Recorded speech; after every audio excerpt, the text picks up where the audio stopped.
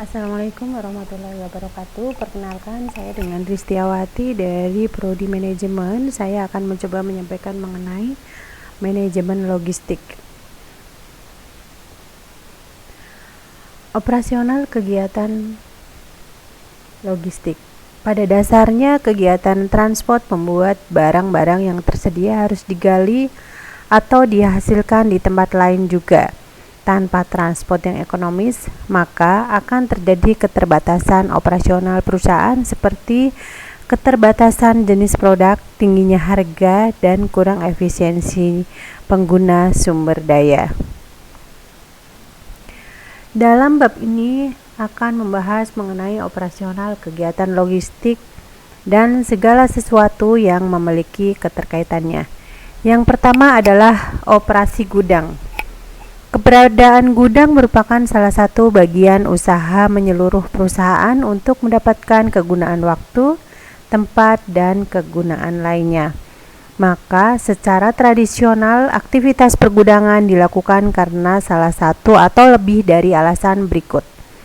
Yang pertama adalah untuk memperoleh kegiatan transportasi dan produksi yang ekonomis. Yang kedua adalah mengambil manfaat dari diskon pembelian dan memelihara sumber pasokan. Yang ketiga, untuk mendukung kebijakan customer service perusahaan.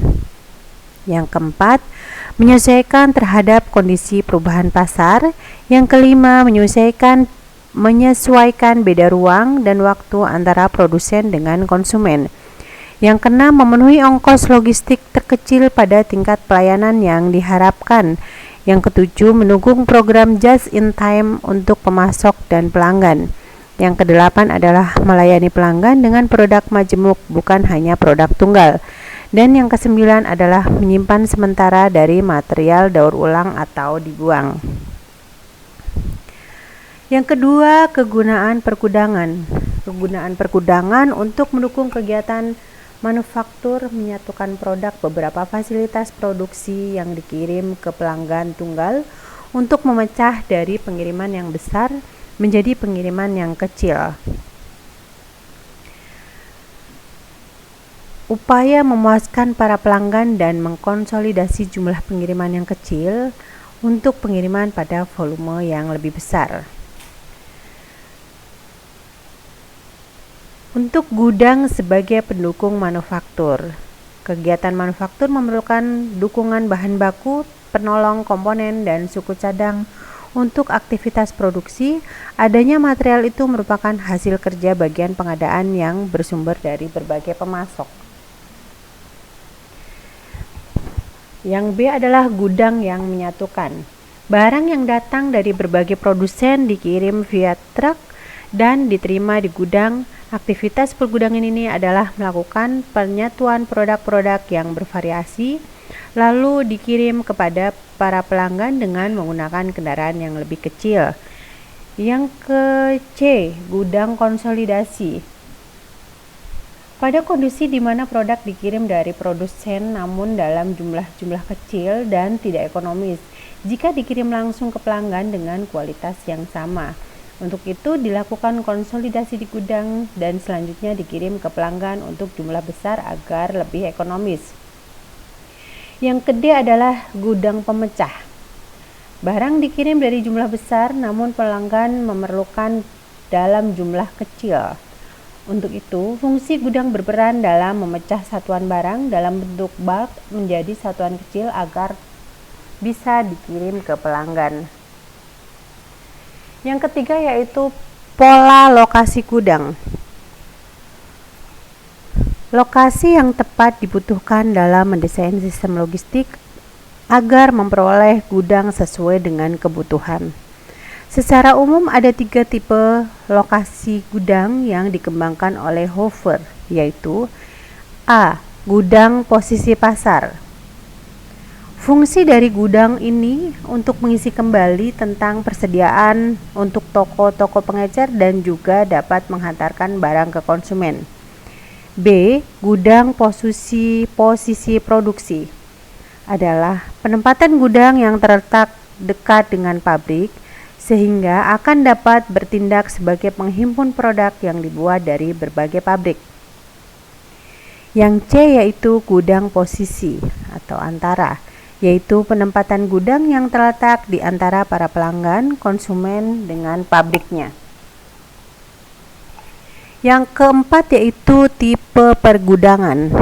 Adapun beberapa tipe gudang yang bisa digunakan menurut Douglas. Yang pertama yaitu cross docking adalah pemindahan barang dari truk pada penerimaan barang langsung menuju truk pengiriman. Konsep ini bisa digunakan jika gudang sebagai tempat menyatukan di mana barang datang dalam bentuk curah, kemudian dipecah, terus dipersatukan menurut jumlah dan ukuran yang sesuai dengan permintaan pelanggan. Jika gudang sudah dapat melakukan cross docking secara normal dan lancar, maka proses efisiensi dapat ditingkatkan karena identik dengan melakukan proses pengiriman langsung ke konsumen atau direct delivery dengan syarat yang harus dipenuhi. Yang pertama adalah barang yang diterima sama dengan barang yang dikirim. Yang berikutnya adalah tersedia tempat yang memadai. Yang ketiga adalah variasi barang sedikit, jumlah barang banyak. Yang keempat adalah jadwal kedatangan truk relatif sama dengan keberangkatan. Yang berikutnya adalah jenis truk yang sepadan, dokumentasi yang mantap. Yang B, gudang kontrak. Gudang kontrak adalah merupakan variasi dari tipe gudang umum atau public warehouse yang diselenggarakan antara pengguna dengan penyelenggara jasa pergudangan. Penyelenggaraan jasa pergudangan mengontrakkan gudang dalam jangka waktu yang panjang hanya kepada satu klien saja dan operasinya kedua belah pihak berbagi risiko yang berfokus pada produktivitas, pelayanan, dan efisiensi. Kemudian yang C, gudang umum atau public warehouse. Banyak tipe gudang meliputi gudang dagang untuk produk manufaktur, gudang pendingin, gudang bonded, gudang barang rumah tangga dan furniture, gudang komoditas khusus, gudang curah. Gudang dagang produk manufaktur yang paling banyak digunakan dirancang untuk digunakan oleh pihak manufaktur, distributor, dan pelanggan untuk menyimpan berbagai jenis barang. Untuk gudang pendingin yaitu gudang penyimpanan dengan satu suhu terkendali, bisa digunakan untuk menyimpan komoditas yang cepat rusak seperti daging, ikan, sayur, buah-buahan, atau produk farmasi, kertas, film, fotografi, dan lain-lain. Kemudian gudang bonded, gudang yang biasa digunakan untuk menyimpan sementara barang-barang khusus seperti tembakau, minuman beralkohol, impor, dan pemerintah mengendalikan barang-barang tersebut baik dalam pengadaan, distribusi, sampai dengan pasar. Yang berikutnya adalah gudang rumah tangga. Gudang ini digunakan untuk properti pribadi, bukan barang dagangan, seperti disimpan dalam jangka waktu panjang atau hanya singgah sementara. Yang kemudian adalah gudang komoditas khusus. Gudang ini menyimpan komoditas pertanian seperti biji-bijian, wool, kapas. Biasanya komoditas ini ditangani secara khusus dan beda dengan yang lain. Yang berikutnya adalah gudang curah. Gudang ini untuk menyimpan barang cair atau barang yang memerlukan perlindungan. Untuk menyimpan barang-barang cair menggunakan tani besar atau silo atau gudang untuk menjaga agar barang tetap kering seperti batu bara, pasir, dan barang kimia. Yang kelima yaitu fungsi pergudangan. Pergudangan memiliki 3 fungsi dasar, yaitu pergerakan, penyimpanan, dan transfer informasi. Kini fungsi pergerakan telah mendapat perhatian khusus dan menjadi fokus perusahaan dalam melakukan perbaikan perputaran, persediaan, dan mempercepat pengiriman pesanan dari manufaktur ke pengiriman akhir. Fungsi pergerakan. Fungsi gudang yang pertama adalah gudang sebagai wahana untuk menggerakkan aliran barang dari mulai penerimaan, transfer, penyiapan pesanan, seleksi, atau cross-docking dan pengiriman. Fungsi penyimpanan, fungsi ini bisa dilakukan secara sementara atau semi permanen. Gudang sementara menitik beratkan pada fungsi pergerakan dan hanya untuk memenuhi persediaan. Yang berikutnya adalah fungsi transfer informasi. Fungsi ini adalah menyelenggarakan fungsi pergerakan dan penyimpanan secara simultan dan bisa melaksanakan kedua fungsi tersebut memerlukan informasi yang handal. Yang keenam adalah gudang umum versus gudang private. Manajer logistik harus mengerti tentang keunggulan dan kelemahan khususnya dipandang dari aspek finansial, apakah perusahaan menggunakan gudang umum, menyewa atau gudang private, milik sendiri atau leasing. Yang ketujuh yaitu dampak operasional dari kebijakan pergudangan. Sistem operasi gudang dinyatakan kompleks karena dalam memenuhi misi untuk customer service juga dihadapkan kepada proses-proses yang rumit dan detail karena jumlah dan jenis barang yang tersimpan memiliki variasi yang tinggi. Memiliki nilai uang yang sangat besar, harus termonitor statusnya, harus memiliki layout yang rapi, mudah dalam penyimpan dan pick up. Selalu siap melayani penggunaan bagi gudang bahan baku, siap melayani anggota saluran distribusi bagi gudang barang jadi. Kasus dan solusi.